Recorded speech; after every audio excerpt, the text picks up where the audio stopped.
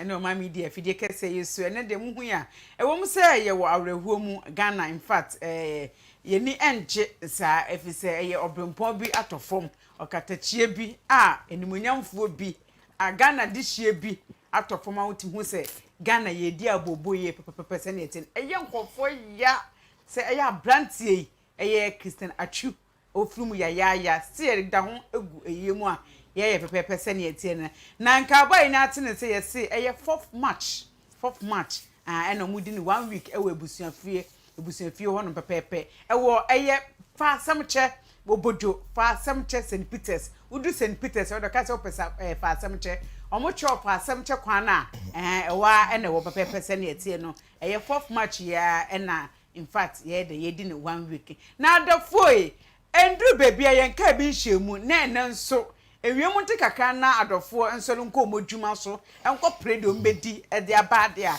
na asem esa beto board ya sa tene se eye reservation power church the order no the founder of it eye Kodo Boakye ono so ato ne nsa benkum so wato foma wanso de biem se in fact wato nananom e wasamato na die nie month of February in fact what the arewo no ayaw ene atete na abre pa nenim said this month is a month of love but we dey kamekwa say is a month of pain and what dey bre o my Ghana no edie be nie esu be nie arewo be nie and a month of November what dey ebre ye nsem ayi de to abontin de kura na esi na nkopon say in fact onye bi mfa ho my pepe se na etie no adofo eba ne sanso de anwanwunim tua enimonyam foto foma ye fre kuku damfo mom kuta enimonyam omom hu se oman kuroi omuji pasa na wetimi se obia de ebodede oseye edidi omnachi ene ye to nsa from so mbeka ho ni mbobo sa ensemwe na nipa ben ena mato nsa fre no mato nsa fre the major of Republic of Ghana ene mato nsa fre no pepese na etie no mamsima na mi ntwa me hombla na me kofa major ba konfambla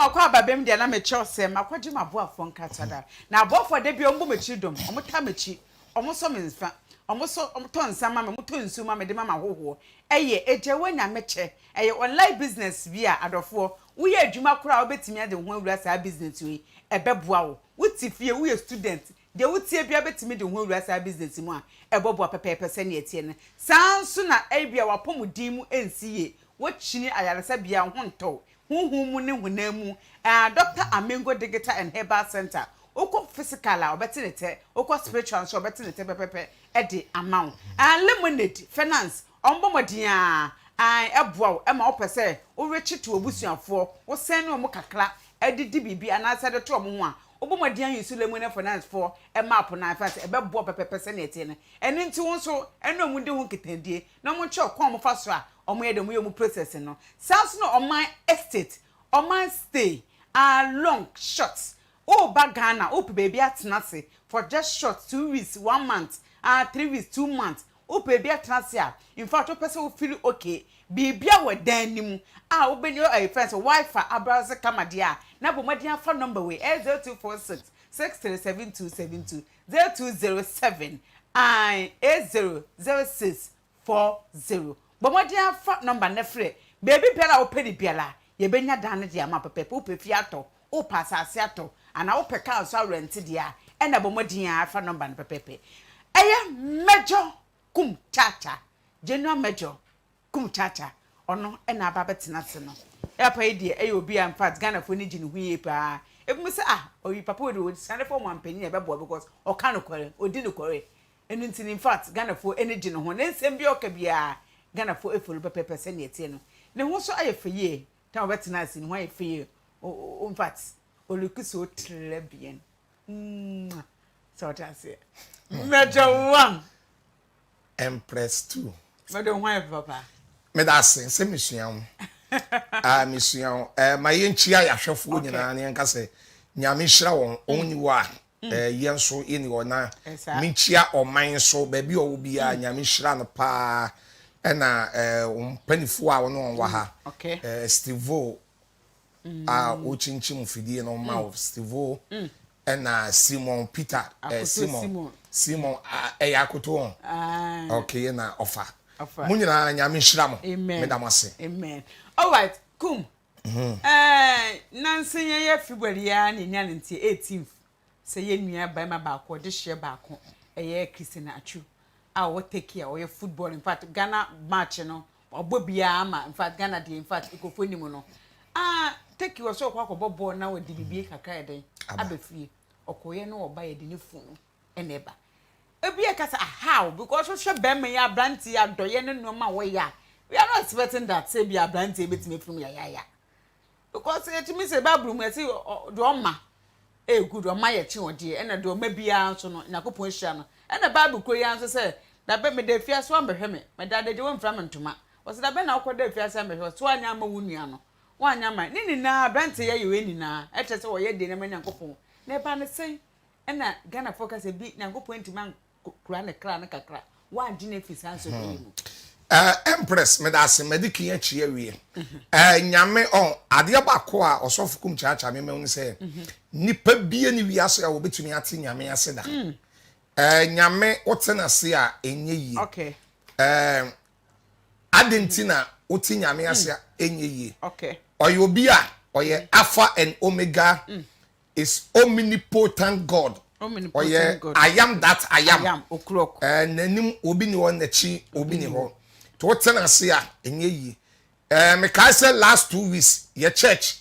ye declare paibo Sunday ye ya asole wie na ye bom paye ma ne pa na en sama ye kan ye di kire urade nse ka onje ne mayen anche na eja ode afiri mu na obi bisa say ene ye ne nyame tie mpaibo ana nyame ntie but the woman say nyame tie mpaibo okay by Psalm 115 all right verse number 3 Psalm 115:3 say when nyame te soro na de opebia na oye ade bia nyame pe ena oye okay ena kan first Samuel chapter 2 verse 6 ya was here urade na ekum na omenkwa nipa kuma we widini but nyame kuma onye widini nipa fa okromfo but nyame fa onye kromfo eti ya na de wono pe ena eyo na mashia achuda wow yeah. Okay one on one oh mehu achu mehu no me na kasa on say oye cool guy wow on say obi di sa Samuel jansi so shia Samuel jan ya said you bu ade no efe say we say madam for sofo adonten boatin kura every US buy many adonten ya Samuel jan nyina na ye call ye program no ya enti no asamuwa say ushia Samuel jan ya obu ade kama pa sa na ushia atu a sade me shia atu omo akra mo the way wo dimrika bebam me no just me ko am yam hye me what's so for Kumchcha sade me pe wasem fa ena me bisa an say denti no pe masem so me quotation na ye me yi na wono we ye Kristo ni ye gidi ni na da bia obom pa ya na ope quotation abom pa it was here brebi na wo tie me wo one of radio station ena na me kasa fem pa ebo ho ena me use Isaiah 54 15 to 17 ena me kasa fa wo eti efru wono wo de ho na ya na ebom pa Isaiah 54 15 to 17 it was say sadi ya me ko to test ni ade no ya na opemas eye ne fe so ko to see ko TV pa fun ko fe ka was say ya na opese ka otumi suya tseme se na ko to oh wow eti no emuana me hu say woni me nua ye frɛ ni Ibrahim okay ya ko prison ko yi come no okay yeah kram yi na ya oba social media na ya say Ibrahim so ya madam fo come check in thank you kram check Ibrahim ya madam fo okay wow opema sempa na me so me pena sempa ene ade ono kora me se me ni hia akora be boso me nie Ibrahim eti no me wasa de ana Ibrahim so adwuma na wo ye na me fe say on we de prison no na what to me ko ye wo interview no yi won ade eti me kura no me pesa me yes adwuma ni bi. Oh wow, that's good. Yes, eti me ni Ibrahim kura kasa. Okay. On say wo fidie we eso. Yeah. Eti de anya no kura no. Me ntumi meka. Eti me sofu Kumchcha se be kasa Ibrahim kura tie me. Eti me ni Ibrahim akasa. Ena me kura me yes me pekwan bi a ye be fa so a ye be yesa. Eti tama me ni Ibrahim kasa na Ibrahim yes say time no was COVID no start ya ba no. Na I say ensise bi ni niamenti no. Yento ye bona on toto ne yamba bi ni ade. Eni ade. Eti said ye me kan kosi se. Atwu adwuma obo. Na wo ade atwu ye no. Yan asofo ni bebre kure ntumi nyesa. Asempa no asofo Kumchcha me ka kire on. E bi say ya Kenya no soma Empress. Nyame soma nye hiri baba. Dabi. Santana. Hey, Santana. Dabi. Nyame soma nye mpai botenten. Okay. Nyame soma ye ade ba akomiye no bi. James chapter 1 verse 27. Yakobo wo metire ba akonjemo do no so. Wase nyame soma ehote na hu ni fi. Ewo nyame nchen se. Obi hwe nwisia ene yakonafo. Na woyi ni wo fure wi asen kekayem.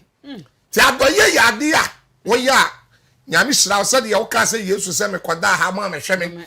Matthew 25:31 eba. Chese atwu yes ene yamana. Wo yi prison fo bebre. One say Ghana nso no. So Kumchcha makasa enti se abrochire. Yeah. Se abro ukọ abrochira. Ya wo bone nkitinkiti bi o wa ye mfa ni penko prison. Yama we yo adwuma mo kan say community de community work. Yeah. Okay. Now labor said ye ben na waye.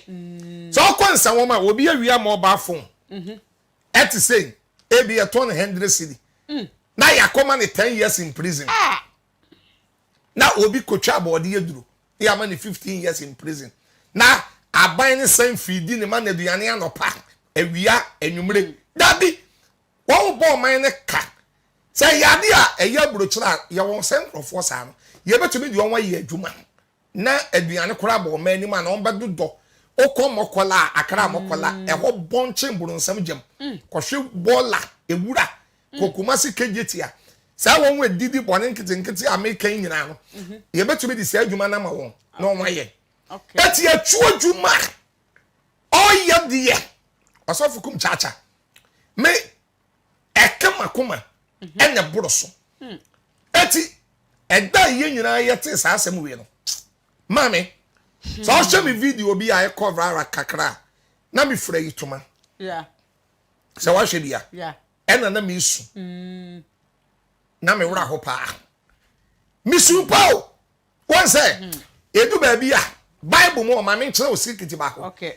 the longest chapter in the Bible Psalm 119. Okay. It started when Sabe do 176.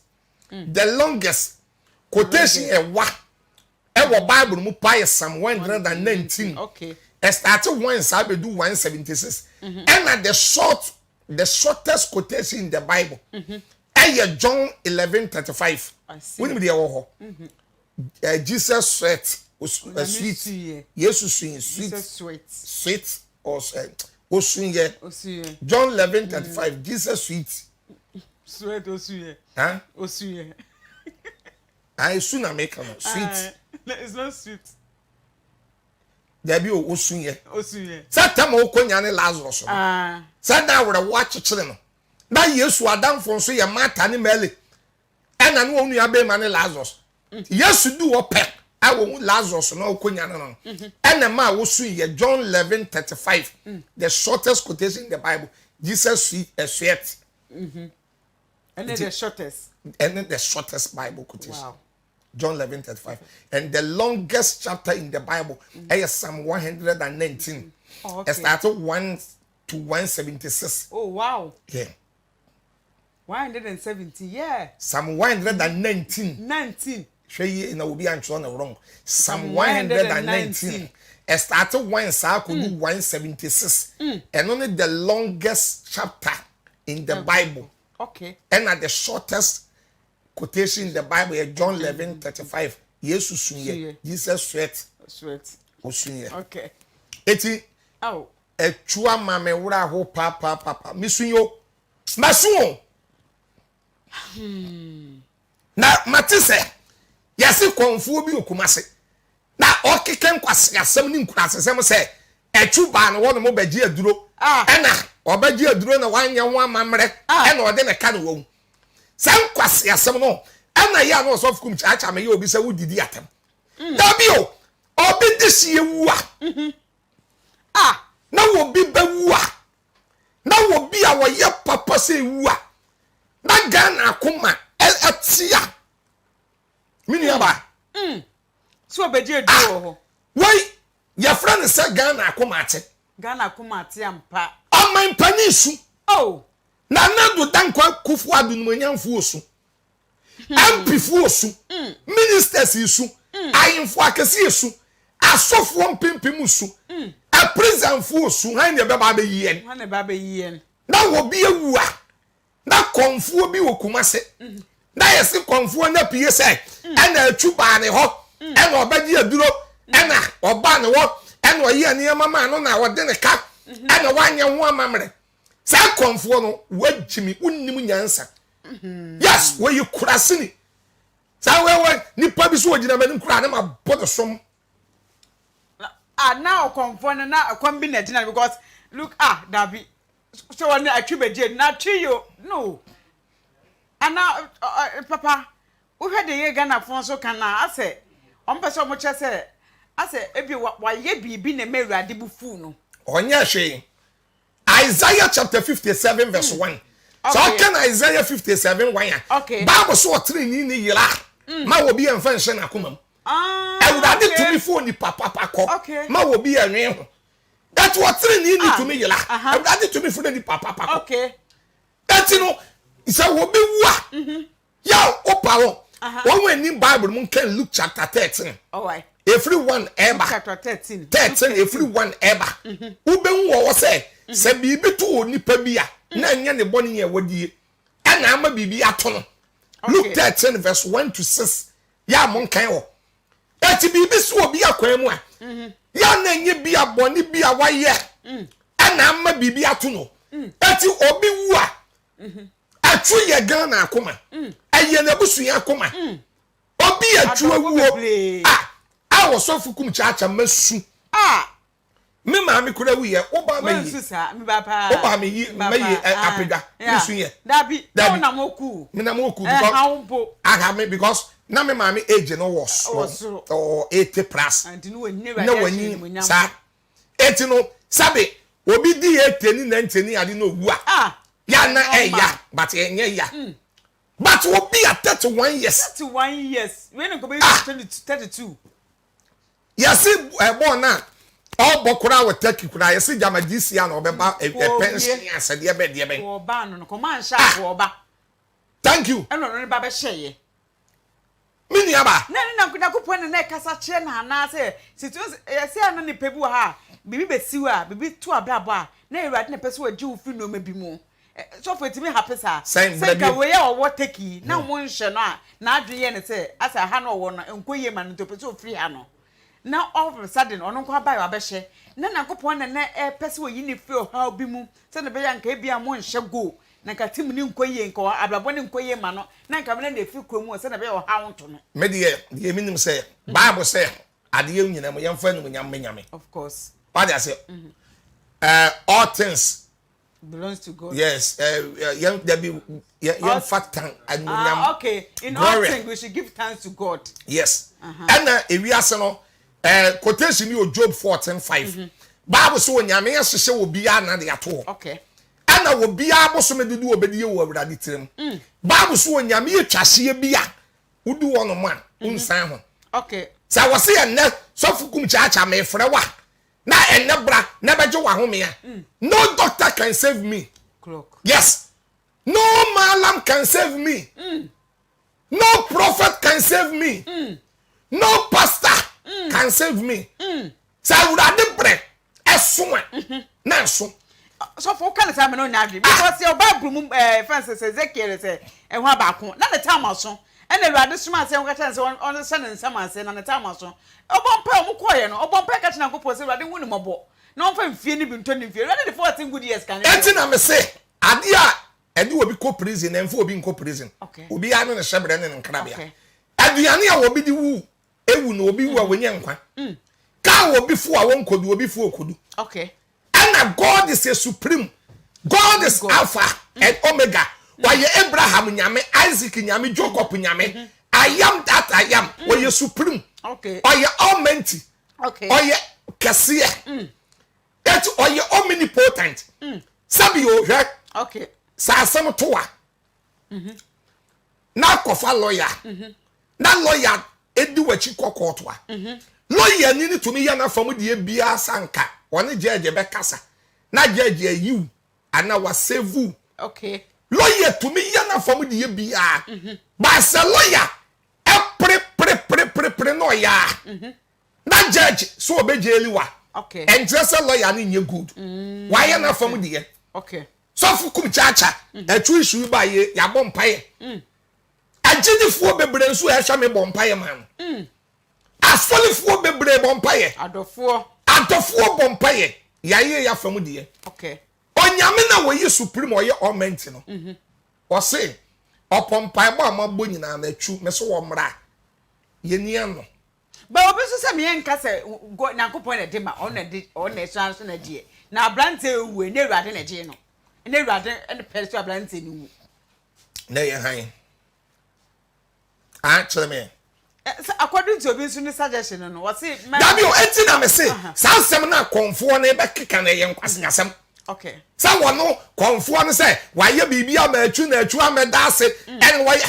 Dabi, sa niema we na ye nkurasesem se konfo na be keka sa. Twa on say ade ba ko so fukum Kumchcha ma woni say.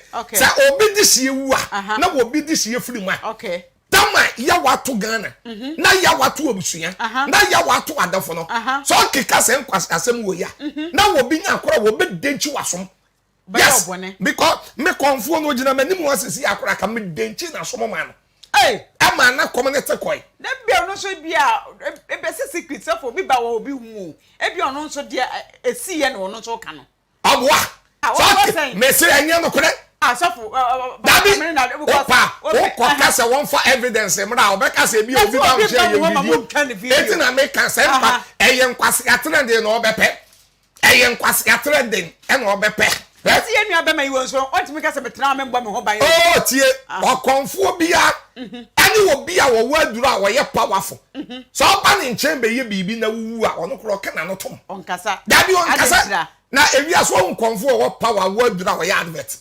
Ah, okay. Konfo bi ni wono mo wo power waduro ya advert. Na beda hu se nipa we wa ha we adwuma. Dabi konfo waduro wo power no wo se wuram kuro ne achi ese kuro ne to. Wo firi kuro nim kora e ko no matumi drive 4 hours. Ba bi wo se no. Wo se chili. Wono konfo no wo power no. Wono o meka se obi aba ne nchen. Wono na yi adwuma. O meka se obi aba ne wo because wo dey pe adwuma. Sabi o fa cheme. Sabe facha me sabe me ka asem so kwa sabe tutu ni a anasha woni wan se tutu ni anasha woni a obu na dwuma pa wa be disgrace obi da dabi what they say no customers so bi me fa ni biem dabi obi me fa ni biem okay ha na be fa obi e be fa wo suro eti konfo a owo tumi wo power on disgrace ni po e me kan sem we because the one who abeye no sabim producer obi kura ko ne ho a onipa ne be ka se na se onipa so mesi kura wo se waba wo we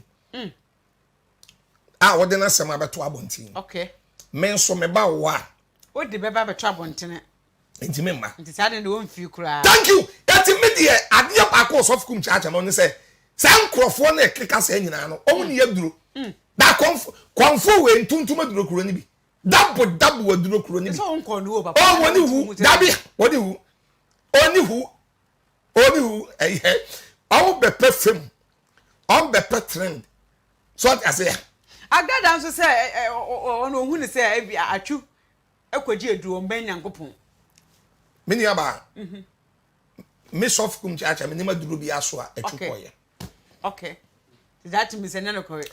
Me say tio, me say minima duro bi aso okoye. Oh, okay. Okay. That means yeah ma me nese wo hu bibi na bia ansem ka bi no person kan keke. Empress ye. Asofu Kumchcha me say minima duro bia. No comment about that. Oh, that's why na mini po kam odwuma no ho. Eni nti we bi onu so de rade we ya che no na wo ka. Oyi kira ne na mini ho. Oh, okay. Nyame yi bibi kira obi ana obi gina ho.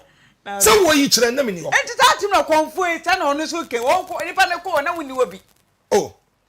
Ana maka to se mini obi. But enema me ma kire ma che on se. Konfo wa duro wo power no. So obi ko ne wa on tumrike ma bonten e me yesi. What you say? Okay. Won that be won wa dimrika ba nyina no.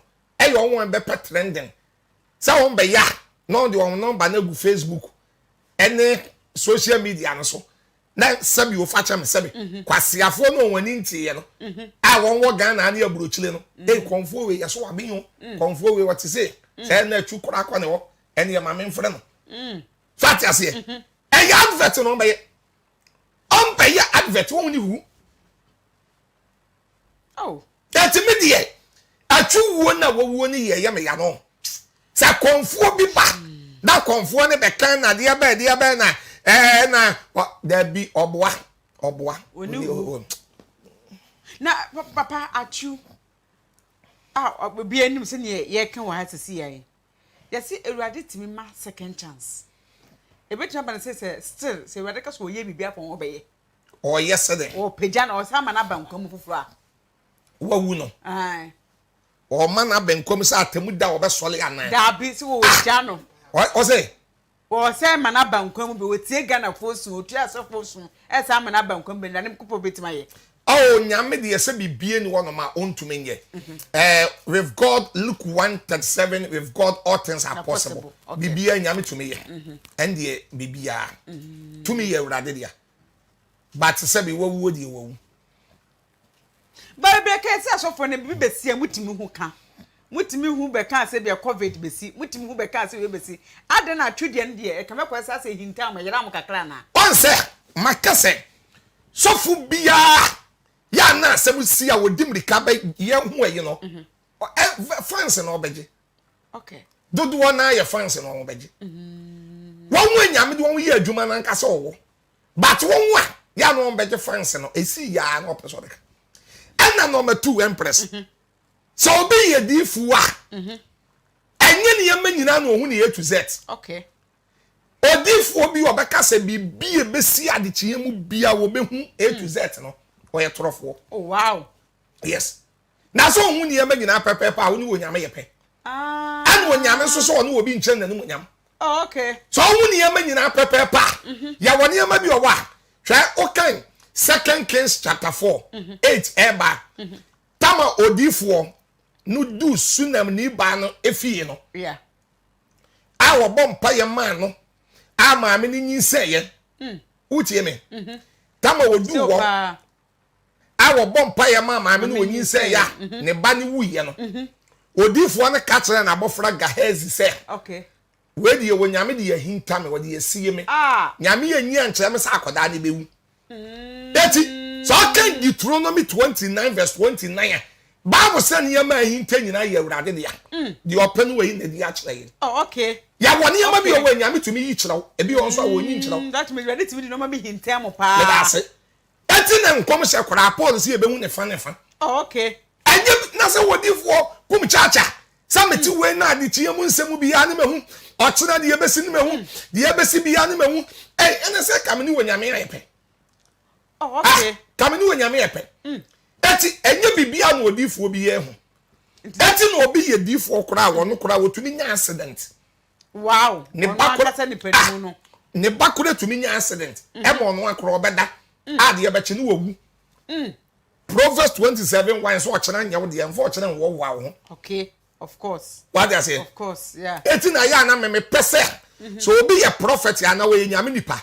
Na osay yade. Na udade de ne ye adwuma ya ma wonye me me dabi sa utaya me enye ya na fa numonyam emewurade obi wosa obi yade a fa numonyam emewurade we dey won say mama twi madwen kwesi bebi so brofu we mu kan say God be to God. God be to God. God be to God. And our thanks be to God. Dabi enumonyam kenyame. Oh, glory be to God. Yeah. Okay. Glory be to God. Oh, glory be to God. Enumonyam kenyame. Okay. Ya wade bi ono mo a. Wo ye wo hwea. Okay. Ye yeda. Sai wo ye difo nyame de wasa yade aye niema. Jai me no. Nyame mpesa. Fa enumonyam nyame. Okay. I saw ni power sorry. Once we be to me the necessary. Ochena Steve ochena e betu kwan e be kota akora de. E be ba kwaji yani. So the nepe men kasa sa asem no men tanka. Ya kasa Steve eye awurade pa. Oh, okay. Once bibia mu no fa awurade pe e be hye ho. Because sabi o. Obi to me sabi fa che me sabi. Minua Atsu. Say wo free an okọ take no ofu elupre me boa. Yeah. Okotena onkura do won skenti no ontena baby a ewo no ye fresa VIP business class. Okay. Baby ye. Enso sabi all ba ne ye de na hye. Ye kan say. Yes. Kago. Ye de na hye. So I say okọ. Won say the nipa tie. Nipa. Ana we emperor ya nam wokọ. So ko mochira baby mi yenu na nipa me ya wo meta akọ ya me ko mochire na makọ ayi prison so ko mochire pa nipa bonche momone. Wow. Yes. Ana nipa bonche ekura ai hwe ya ne nam wo no man na yesam na you don't know me. Do you know the person I am? Yeah, I go lock you. Do you know me? Asumesi na me asumesi mu wu na yes. When you be casual, then bang. Who need me? Do you know who I am? Yeah, who I am. You are nothing before God. Oh, clock. Yeah, come muchly. First day I may call muchly. Me want Adam phobia or muchly. Or ya muchly mine. Your friend and friend, offering of rungo. Me do a pa, me touching the skibby over 100. I'm the amount. South Koa. Now you're free. Nipa, ya parking you pass a sardine. Hey! When that way so, we butu we so, we tie we so, we butu we so. And now back on. Obi wuni munsuo chaka. Ani na so munsuo chaka. Hey! Eso ni go obi anum. Oda ho ntumi nkasa. Nipa bonche aboa. Ye bon. Me na me kacho. So akọ ba bi won twetwe nipa na. Ya wakora de na ntwe na mo nwi bi mu da. My God. Ye to me pa nipa mu sa. Won de akoma ye de su bo ban na obo na bu agum. E buguma. Asa wa se obi nsa kwabra ne. E bi sa oso ha no waso ha no wa wai. Ye yu yamade ye nyina. Don de agu eduro bi ye friend acid. Na acid na ho yamade ye nyina ye moja ne akohwe yagu. Ye de sodas ene asawa. Ye de asese wo yam ne ye pam. So kwa me si ni pa bonche aboa. Me na me catch no. Ya na mo ayisamo ana mempre minya menka menun kasa biemu da ana wiase tobo dabi tobo obi obone di obone wiase kura na obra ne ho ase what you say ba bia wodu obi a eye nipa na am wodu ho so fukum chacha ba bia madu obi a e wa abrabom ni nipa e na amamadu ho sa nye nipa ka Kumchcha ka nye nipa ba bia wodu obi a se wo ye minister wo ye president wo ye MP wo ye ohene ba bia wodu obi a and your position is not permanent. Position ekuta no nya permanent. Position nya permanent. Eti to bo ko mo kire kohwe. Udu mo kire na hwe nipa. Kohwe wo bi a wonya na nsem wo ye koy. Sister bi na owo ye ka bi ye nya accident. Enya accident na dade no. Ewo ni tirim sei. Ewo ne ha. Ena be pie ne ha. Hey. Na kwa moja na tu se sang. Kwane ko shade. Obi to me accident na na number ko twefiri so not eti quotation bi o Ecclesiastes 3:19 wose nipa ma hyebre ene ye mo hyebre se hyebre koro na da wo me ye nyina edu ba bi a empress meka kira wona sa akrantie koro wa ahode nchi nipa wow ane edu ba bi a akrantie koro na ne so ba emfaso achi nipa abuwu a ye nyi obi ma ne pejako nipa wu a obi be page akora se twen e be ye police asem ande du ba bi a wo hwe sa abo wu a na krante wu a wo de amen kaso wu se fidie yi na ya chesi ni wuram what le brother labi yes so ko mi kuro mache ma pedwa na krante wo sum fidie na yi na ya wo betumi a chesi na wan na wa wunya ne da okọ nipa da se ni nam o man channel ani mo ya na ne nan we ekobodua ana ebo 2 days na na ho na yesi bibi di jepim na ho na ye kase ade ya chi na hu na woni ne kasa wase empress to bo ase susu kasa o kasa na agigigum wona na telephone number ana telephone susu kasa o kasa na agigigum nipa yensa fio ya yenko mo chile yenko prison so ko nsa won prison ba bia ye wa ye interview nipa da ha officer ebe fa sen ebi am fan say 5 pe be 5 fan say yes because ba udun sa one prison ba bi e den allo do nipa be 60 aden ha bi sa ho allo do nipa be 60 say me share time about 320 something aka 30 minutes pe no kwada yes eso won da 4 mani nkuma wani nkum dia open aban be yamo ya ju freedom ya ju fa hu ye furu se nya dia open aban be yamo ka 30 minutes na prison for nada so person ni pa mo bona person hu ni pa wie ya ko prison na ko mo chile ya jeli obi 50 years oda ho ani ya mo bi so life in prison o me wi ase bi ya mo bi condemn no so ati ase se ebuanu kun just say ye book for Africa ne Ghana na say ne mani ngia djuma Rollins mre so bakofo mre so atames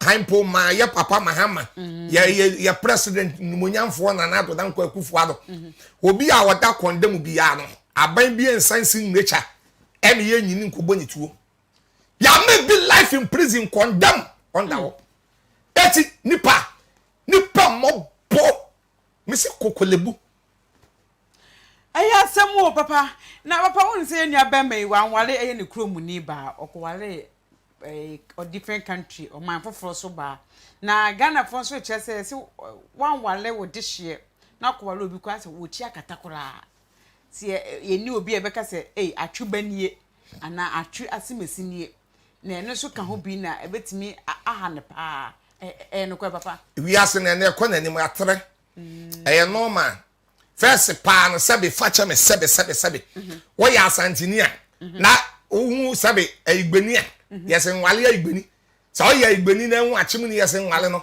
ana ya wo Ghana hai aibefuo wale achemfuo achemfuo wale igbefuo asantefuo wale fantefuo wale asantefuo ye nyina ye moja baako ye nipa baako sabe previous abe wale obi wa chile no wasom bejo na nipa ne be respect no wabuwa eden na wom ko Ghana focus kan ye na trees ase on some food different life ye different any before your life ye different e ma ni to de ya okwa ba be kasa bebe me ye ntwe video ni nsem oba abonte na obeka ye oba no okay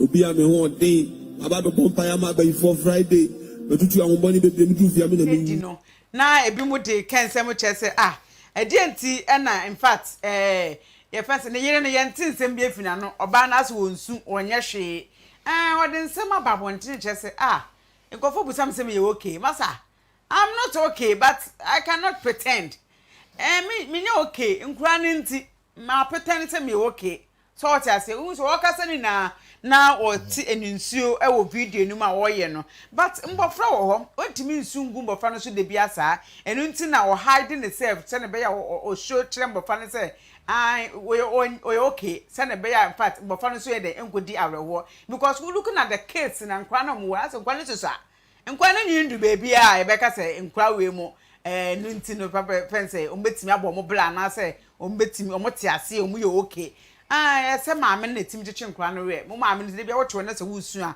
ebede na mbofra no nso e de eni ade a o betimi atecho mo ankasa ho we enti na se maame no opeten ne won nkra nanim se oye okay se ne be ya nkra no so we adofo video na mo maye ntie na ye wi ye nsambra ye nkomo no so na ye bebe nkomo no so ne ye ba se another opening kase bia site of mo oblimpo bi asa to from to se Ghana ye di ya papa e de na ekosi month of February why e de no my Ghana ya ye month of February e de pa na esi ye be sa ba no so nkomo no so pepese na etie no opening ni be ya before that ye nkohwe video no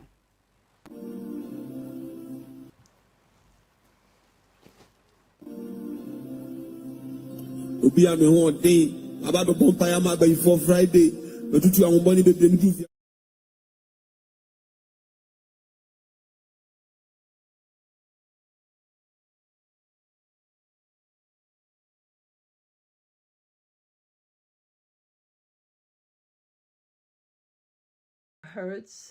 It hurts right here.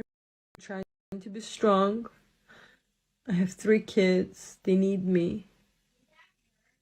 I don't want to eat. I don't want to talk. I don't want to sleep. I don't want to do nothing. I just want to be there with him. But life goes on. Life goes on. Even though it hurts right here so much. But I'm trying. And I will be strong for my kids. I miss him. I miss him so much. I'm trying to be strong. I have 3 kids. They need me. I don't want to eat. I don't want to talk. I don't want to sleep. I don't want to do nothing. I just want to be there with him. But life goes on. Life goes on. Even though it hurts right here so much. But I'm trying. And I will be strong for my kids. I miss him. I miss him so much. Right, I miss him so much. I don't want to eat, I don't want to drink, I don't want to do nothing. So what you say, what you say, yaw pano bano edekasa no. Kame kwa say what you say, enye easy so obeye okunani, oba na nsem o kan yaw reho yie pepepepe. Ne se bia, won for pem o fam. Nanso when you shake, life goes on. Truly, life goes on. The bio no be ya abrante be sa papa kama no.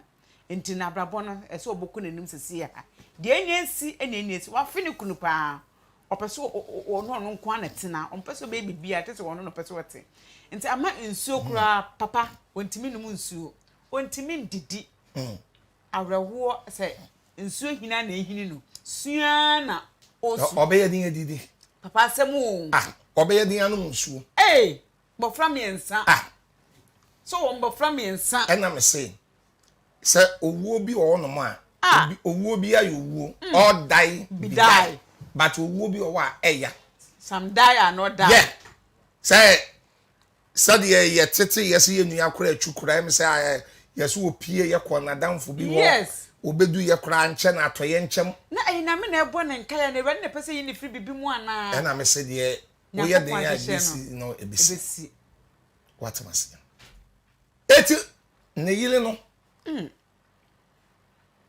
Onti tree by baby or be patient. Okay. Be patient. Yes. That is it. It's not easy. It's not easy. Sir, contract any track quinnas and coward danya. Also, we're good. We're good. A coward danya. Nabe who say. Santua. Neko to be. And I don't say yes. Enye easy. Me raho. Ow, kubusu. But after winning in Echino, before that, my ember comment to Sukakana and Tia de Nkofo, camp pepe. Obi say, was share free, that's so was share. And Sansuna, and Jesus web, I'll be a quality to the answer. This is sweeting. Was a web or sweet. Ah, okay. Medana say. O'clock, no be so de emojis, I to be excellent.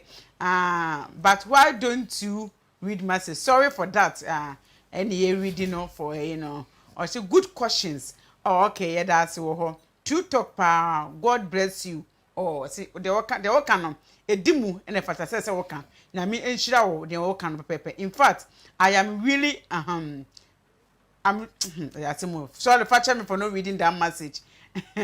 These days, kum speak very well, power. Or sin and send the kum. In fact, once sema wo can de etache akoma o kasa ye o kasa pa maneko ye kum very funny pa.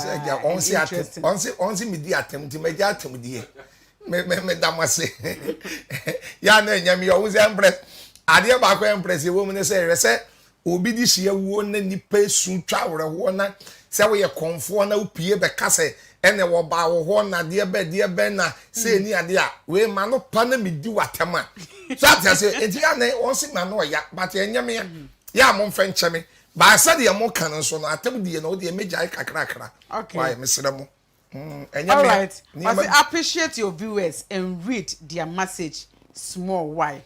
Oba, sorry for not reading, but then kebe reading. As time goes on, we're still on the show. And kebe then, kebe we did their mom pepe. Very beautiful host. Oh, okay. Maybe that's the order. Send you never my say. I demand the host. I've also read your message. Pepe send you Etienne. But Papa, when the see incident, we see him say I thought a trap. A siwa. But within 3 days, as I say, what should I say? See, will be better to person now. A CMA to win a 1 man. Sir, if you a 1 man, Patemona, I say, CBM, and man no cross how many pie than Ashley no one.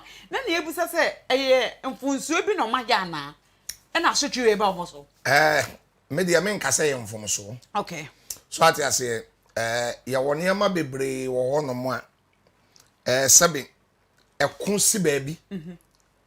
Akukun si baby asase wusuo si baby okay o man solo o man so baby eti ebia na wo area no so no ana wo ho no sa na sese ko no okay but ni nyina na say almighty god na nkasa be hu nipa mobo so ati ase na obeba bibie mama ye because edana okesefo okese na nkasa be sane aba sa asase wusuo ye si yi ebe ne nketuom wedi ese so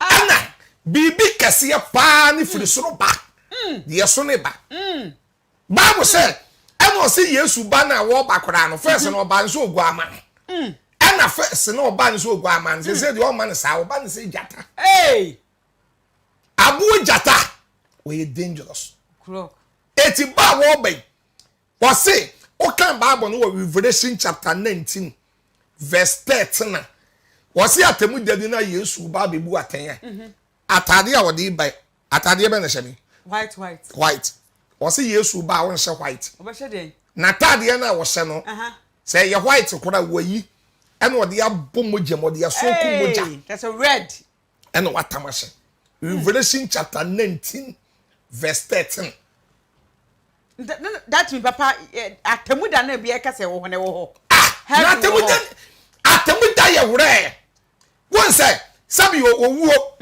nipa suro owuo but yensuro atemu okay won say Hebrews 9:27 so say eda wo mani nipa so obewu pra eno wa kira atemu obeba okay nipa suro owuo but yensuro atemu na said you owuo wo no say sa na atemu wo okay sabi o asase we so kora aban bi di ade a na aban ni fura adidie no so ko opposition na ni ministers ni mpanifo na ebi didi ska na ebi bo man ne koro no a aban foforo obeba no otumi hwehwe won ne yemam okay o hwehwe won ne yemam a wo be di ska bi a no all right ya do ko prison se ni pampo etumi ye ne yema se ya na nyame abo wo betra asase we so na wansom ne da na wo de enkrofo yele enkrofo kum abosomsom atoro na ntintwitwa abortion edi pakum contract killing dabi etino okay 2 Corinthians chapter 5 verse 10 Paul said onyankopon ba na oba na o se ye nyina ye kopie na tem wodwane no 2 Corinthians 5:10 ye nyina obi akanwo so fukum chacha mekan se ni pa ba ko pe dabi president kan minister kan MP kan ayinfo amoton sase menipa me yensa asase ba ko no wato menipa me 4 5 sa ayinfo ni nyina kan obia contract killing for kan police for kan soldier for kan MP for 2 Corinthians 5:10 e twase ye nyina ekopie papa na tem wodwane na de obia be wi aso odi ni nipadua ye okobusu akonta eti Revelation 22 verse 12 wase me bentem mikuta maketua me di bre obia se de nyuma te de oba wi aso adu nipadua be ye wo de oba wo de semana powanim ko wachi tum se bolega confirm wa powanim ko wachi tum se domi bridge ase wa powanim ko wachi tum Fanta face Coca-Cola body niama basa obia ko judge obia bebu atan obia bia ana wonyankopon so nya nipa Deuteronomy 10:17 wase nyame nya nipa no wahwe nipa ni maji ademudia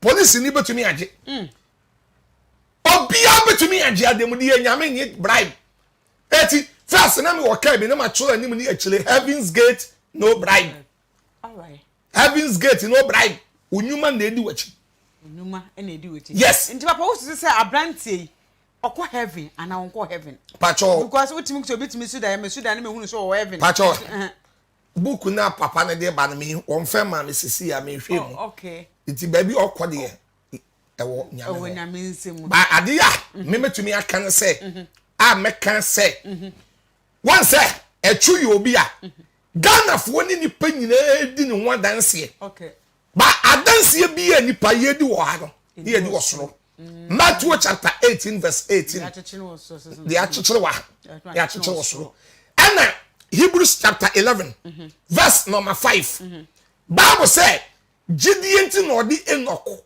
ekọ soro na wahu owuo na akan ba o se ansa na obefa Enoch akọ heaven no ana esoro Enoch nya danse se oso nyame ani eyinfo na di no wa danse eye nipa and the day Enoch one dance so nyame yani Hebrews 11 verse 5 it said ye di enua ye kan sen achu one dance no sana osoro so edi ne ho adanse that means meti ase wo hwe nsem no tro konkon mu nsem na e friend say onyankopon na won ne ye nua no mo say memetie me nyankopon na won tutie oni nyankopon no said the woman say etin na nipa bia me wo preaching bia na me preach wo radio so and am say be preach wo aso dem say Proverbs 22:1 edimpa eye che awunyade good name is better than riches okay so wo wi ase a wa na mo na den din ne ebo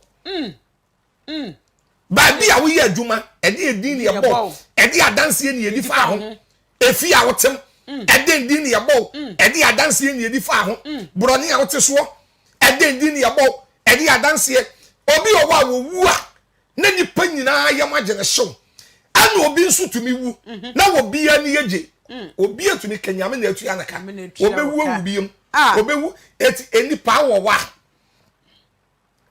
good name is better than riches yamo dimpa ene ye wonipa bi owi ase ahwe empress bepem na me kase ye wonipa bi owi ase a obi ampaso obewo ne bakora de na to se edin ne da Bible mu say as Nebuchadnezzar.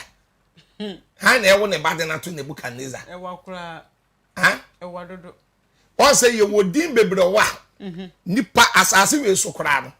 Ya na obi mpese obewo ba ni din ebe dabi odi din ne bato ne baso sa what am I say ko edin na me ya de pa ya bo empress din a eden ne nipa dwen okay and ya bo nsu din eden ne obi dwen it's a good name is better than riches edipa ayechi awunyade ya bo Saddam Hussein din a Saddam Hussein eden ne ba otrim ntokwa no hawo na otimu se dibu ha na ka wode to ba ena nipa nso wo hono ma de nakopon aka no obi ntimi e de empepepepe nti ruade ne pese abrante se ebesi a wo ya ne den de ruade aka no waka nti de na Ghana fo mu se ade ato eni nanso ni nenam yemfa na asem o twodwan pon pepepe se ne a etie no efe na ode ofide na to ya de na meche wo se o man channel so no man media eso ene ewo nkomo a yetwetwe efa eye nipa mienu hu ye nua bema atwe onya ne bebi koi ene sesi ya nti ya ye nya no eye abonten so ye tete wo mpamom se eye resurrection power eye Dr. Kojo Boakye Anthony Kojo Boakye ono nso aka nchine gufom sesi ya wada ne nsa bekum so watwa na nanem nsa so no eno ho nkomo ne ye betwe na eba ne sen papa ne yete se mle bi a etwa mu na nsen ya obeyale ye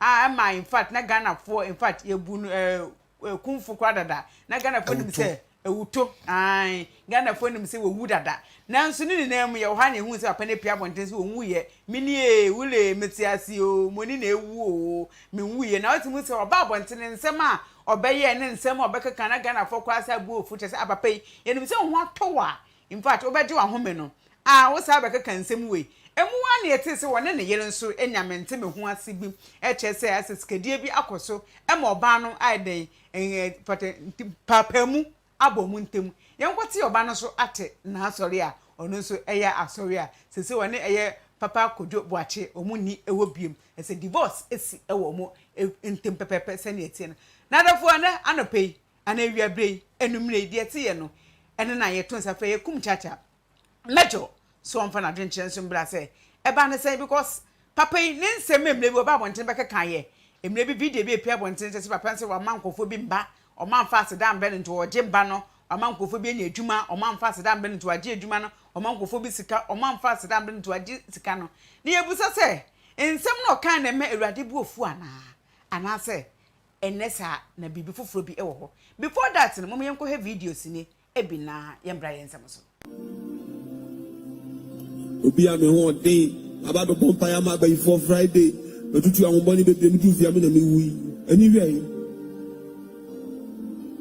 am ko hospital sen faminko ani wi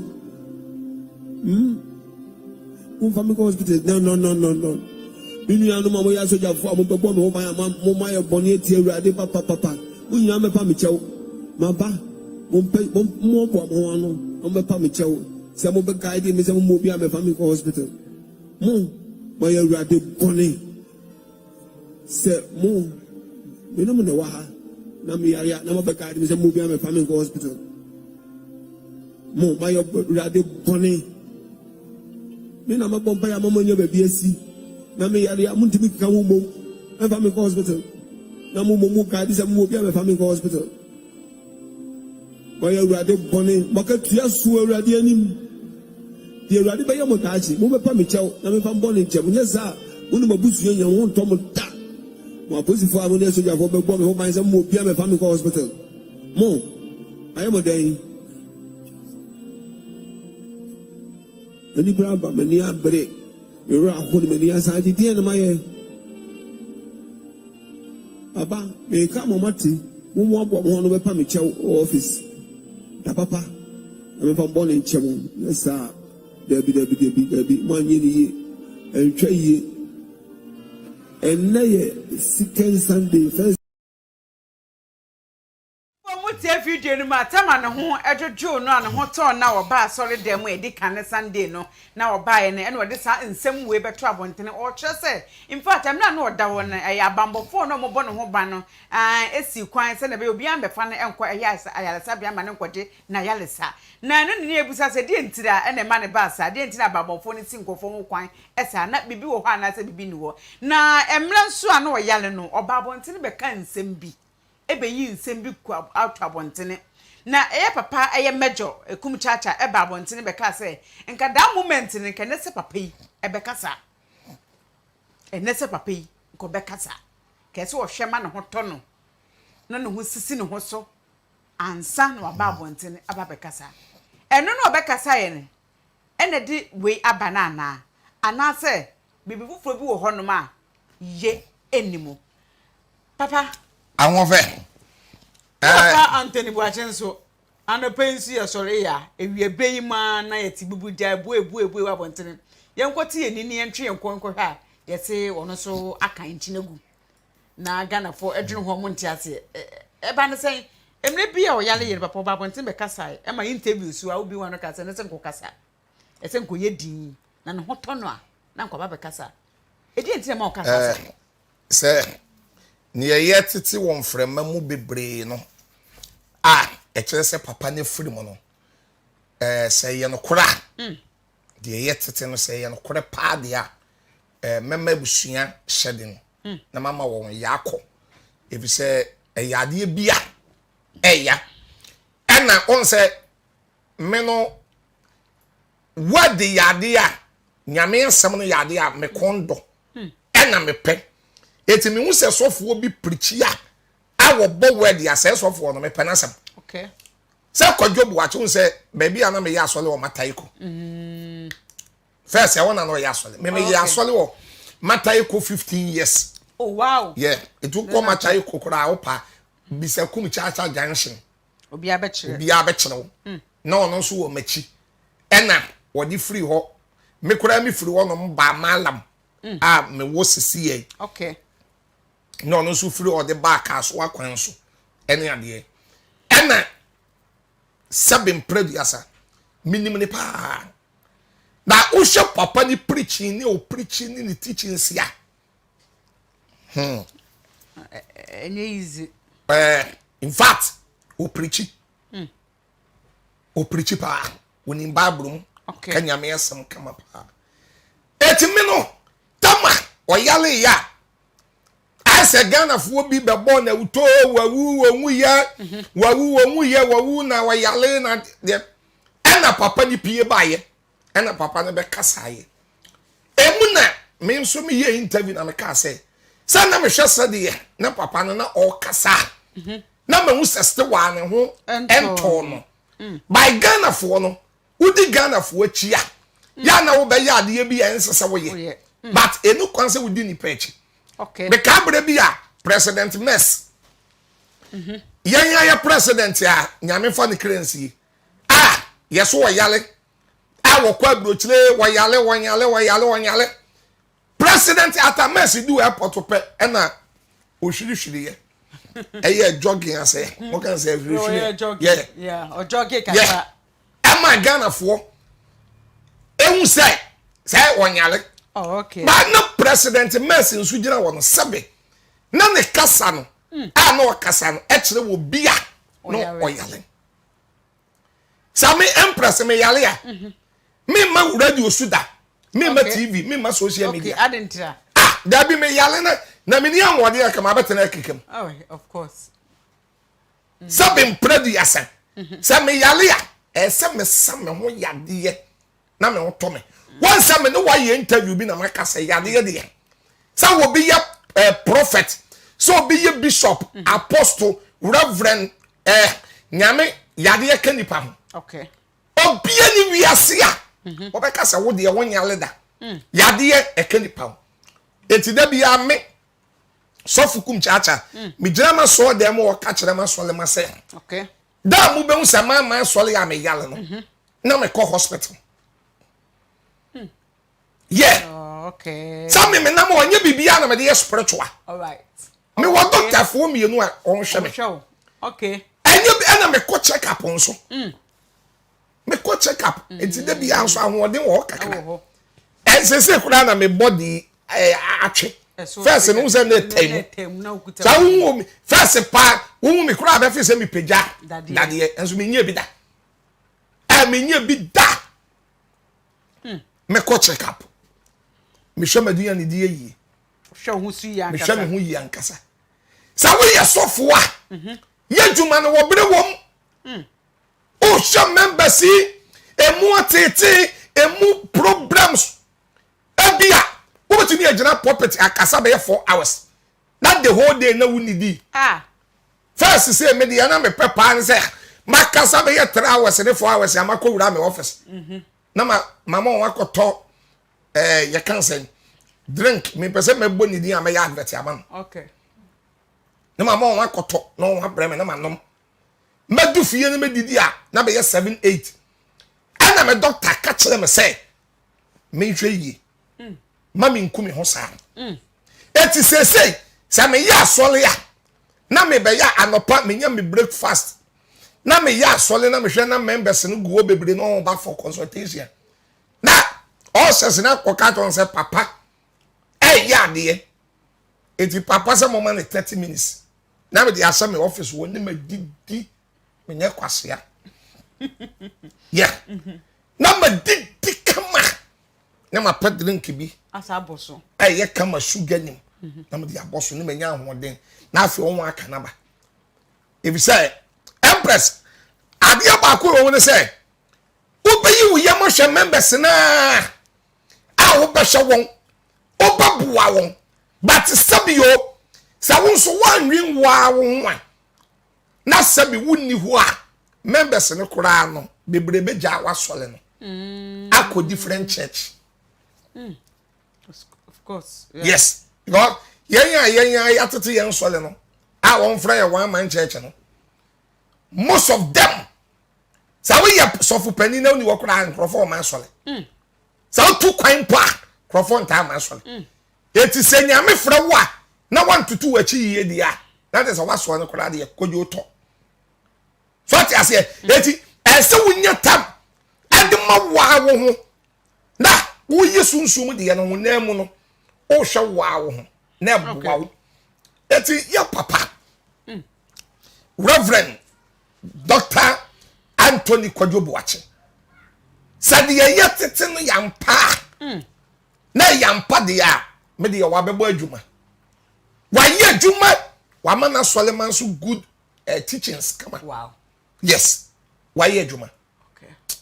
That ne wo ye bi mu so adwun ho montas because of tena ne ho nto no ena opie ba se ne ho ato no pretend ya na se bia ne ho ato no ana se menti me ho ase na esi woni ne yiri ntemu no ene ho adwendwene ena de na amna kwakowu no eno de yemitumi nyina anom emfa se ade ne ma because doctor menya doctor ana doctor emfa report bia mai ana doctor mo wo ade we mo yensen obi wu ana ya papa no mo prosmoting accident sa doctor menya busuani enti won fa bi ma me enti no e ho de prosmoting unya e copy o se unya o copy on fa result bi amble se menya busuani okay what am I say enti men kire de e de ne ko but me de me meka no say yen asofo ye bre ya ye nhome ani ye nhome a na ye yale nso a ye me ye ntoyen na ye ntoye wi a ni ye nya ahode ni wi a ni ye tumi aba na ke abekasa na boayen so what I say cause papa no I think say be ye bosumi mienu ni ase 31st ni ade ye nyina akora no na wo ye mo kan zoom and then zoom church no kasa no ti akonwam obi a wo akire bia no wo say ahode ne hyeda eni ho by stowa no ofoso wo nyamedwuma a wo yenim na say obi an said we na de eye me de akame no meda kame nye say zuma yi no na wo so ebia wo obi a wo hwe wachima wo nso ono no ase wo nhina yi obi nsi wo a say meni wo a wo na wo ye bibia wo na wo take ono ana bibia wo take into wanya aso no se teda oh there be owo nkrofo okay so wo elders e wo nkrofo ho a oni wa oboa wo okay samedi say na eya me kura sami say empress me say me yale ya na say me yale ni ade kura na aso no sabi ya be ko down kura na aka nipa 20 enko oh okay me tu kwan kura say buro kira na makose so so go peti na me ma wo sami yale no empress wasom be me de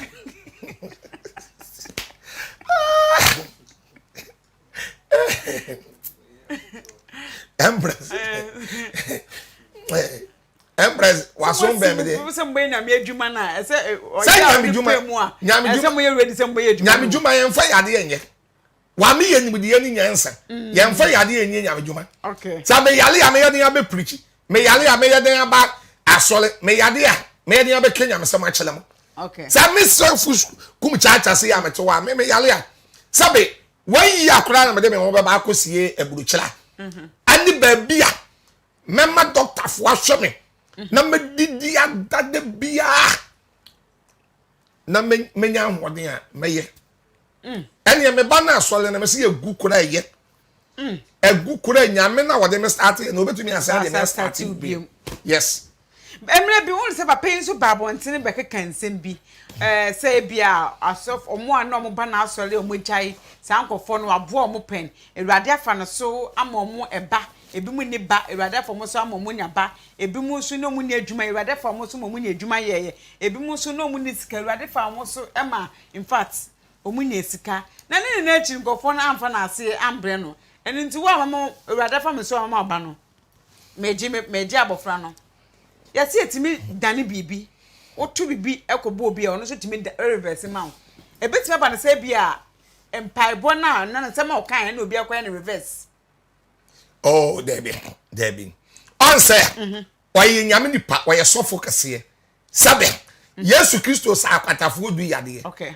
ba ko pe ene tumi de enu nyam ban na ode aseda ban onwo aka ni nyina ye boni ayefo okay ba tun say ye Yesu ya ena Yesu bi sa ase ne nkro na aka no wen all right say why sofo kase we nipa nyame afa no so ye bibia me nkrofo na nkrofo na mfa aseda ma obetuni akasa ba who say Empress ade ba ko sofo Kumchcha ma woni say ye nipa de ye enfom so mpa ye kasem dan sabe osofo Kumchcha me kasem fom so bam sam fom so bam a anu njira se do a wo do me no metuntwa anu njira se sabe fam fom so no so kasa sofo we me mpana sem de bi ye nipa ya ba kasa ye be fom ye nante ye be fom etina Isaiah 64 verse number 6 Bible say ya detene ne kurati so nyame yenim ntomago wow yeah okay ana osenkafo etirensu nchichemo du na Ecclesiastes 7:20 Bible say woni patiri ni bie ni asase we so a wo ye bone a wonye papa 1 John chapter 1 verse 8 ye ka ye bone ni emfom so kire wurade a wo de cheye okay na quotation ba ko ye me de pa Roman 3:23 won me de wo ho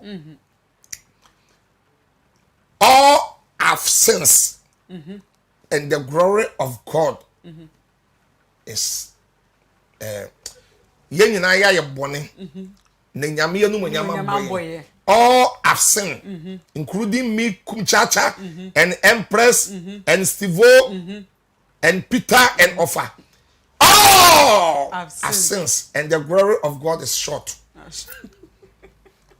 ye nyina ya ye bone okay etino ye papa kwadwobu ache asem obeka ye no sabe wan kan yi mpa sabe mpredi asa eye bufuo ewo ni pam ye nyina ye tumi ye bu tumi funi ye bibi eti so obi di ye bufuo be kasa so obi fum kuma ye mfum mo kan se enwa asede eti enye na sasa asem ne me be ye ho interview yeah enye na bufu a bi wode be kasa ye nti na kire se onye nyame sofo anya won firi nyame oye nipa mo wo bibi amofre no brofo we what was me brofo ben self control yes okay want to me and control anger no ya na to the bia obetumi a mistake ya ka bibi na no kire se sebe nyame mfro me sofo a ya metumi a condemn na kasa nyame mfro no sofo a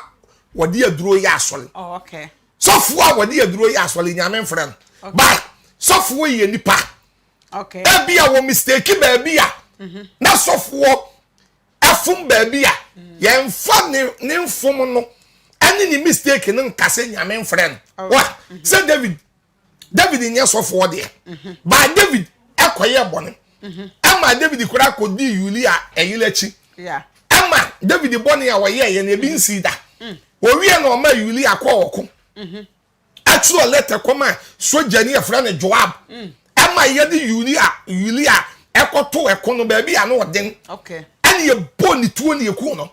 David kofa Yulia yelesan ne die. But what kind Barbara? David when Yankopon say we mo brofu we foreman we was it David is man heart. What can say? What damakoma so? Okay, he's the love of my heart. What damakoma so? What damakoma so? Okay. David is my own special. David is special in my heart. David I want damakoma so. Okay. All right. That's no Empress. Ya papa Kojo Boakye Anthony.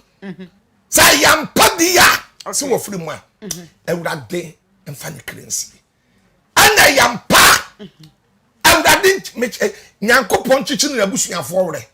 Na ewurade hye won den. Ane ne man ane abusua ni nyina. Okay. Because it's painful.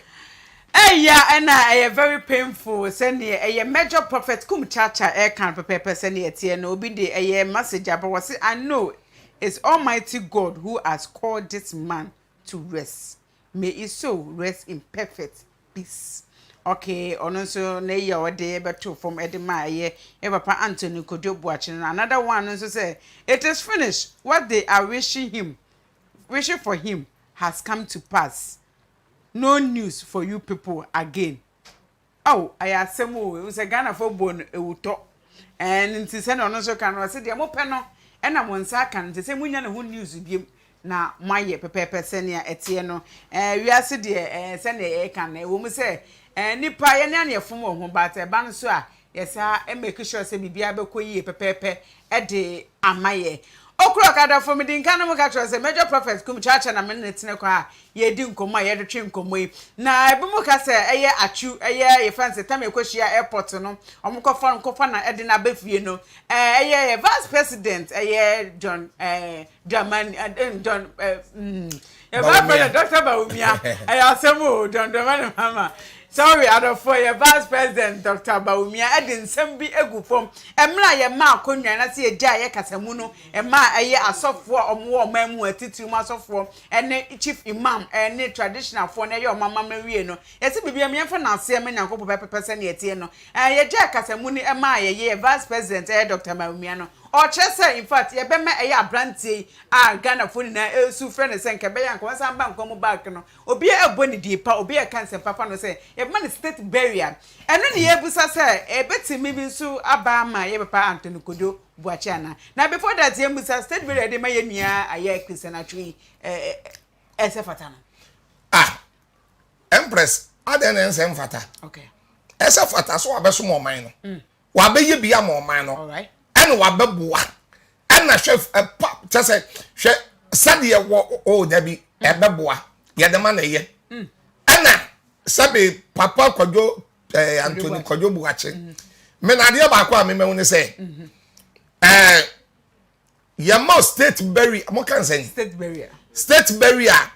Sadia na nye no ye dem mawa. E kire say wo benya nkwaje. Okay.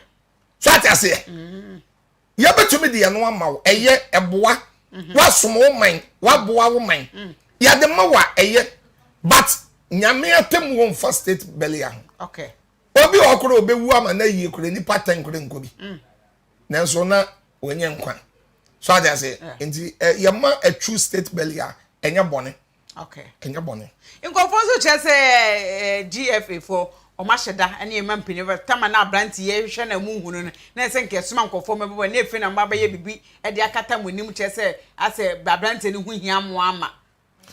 Say Bible no cracker. What they are born it off. But that's a Bible account with Jeremiah 8:3. Bible say we are see because we are able to do fun watching what yes. Okay. Will be a woo ye be pen as some more watching what yes. Jenny Nebemuno. Then I bem. So that's into what yes here.